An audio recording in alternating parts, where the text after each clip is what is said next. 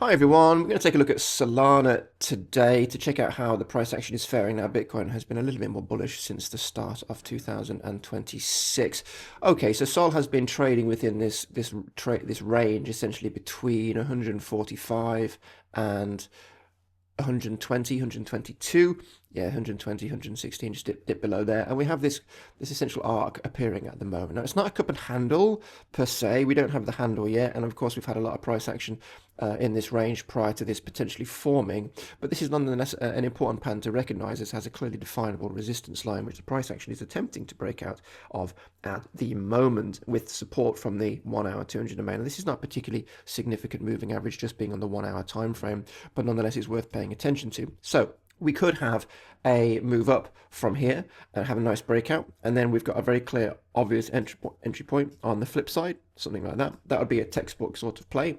And if we don't see that, you could expect potentially the handle to form if there is going to be a cup and handle like this, and then we can wait and see a breakout from here. So there's a few potential options here, and I'm going to actually remove that moving average because I don't want it to give us too much of a bullish idea. So coming in, if you're going to enter on the break of this resistance area, which is defined in red, you need to make sure you see quite a significant break first, because the chances of potentially having a slight retrace back down to maybe around 132 to form this potential handle, you have to be they have to consider that is quite a strong possibility, especially with Bitcoin making moves.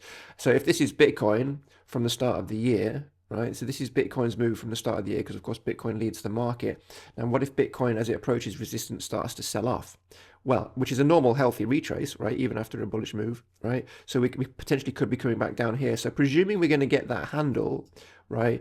It's quite probable we're going to see that. Therefore, even though you can see if we zoom in, we've had a little bit of a breakout above here. We haven't really flipped it properly. There's not much volume coming in. We haven't seen a strong break really. So unless you see a strong break, presume we're going to have a bit of a retrace before then a breakout and an upside move to protect you. And now that could mean that you're looking to come in maybe at a lower price point at around 132, right? If we get that retrace, and then therefore you can move your entrance down here, and then maybe have your stop loss below here. That's still a pretty good risk reward ratio. Front running any potential break, you could do that. Or if we do see now a bullish move up, let's say we see a move above this previous swing high at around 164, then coming in here at this place, this entrance at what is essentially 145 makes a lot more sense. Now we don't want to be overextending ourselves in terms of TPs, so looking for about a take profit of 185 would make sense. But two options with Sol, but make sure we're not entering on the break potentially of this resistance level until we see something sizable, maybe a break of this previous swing high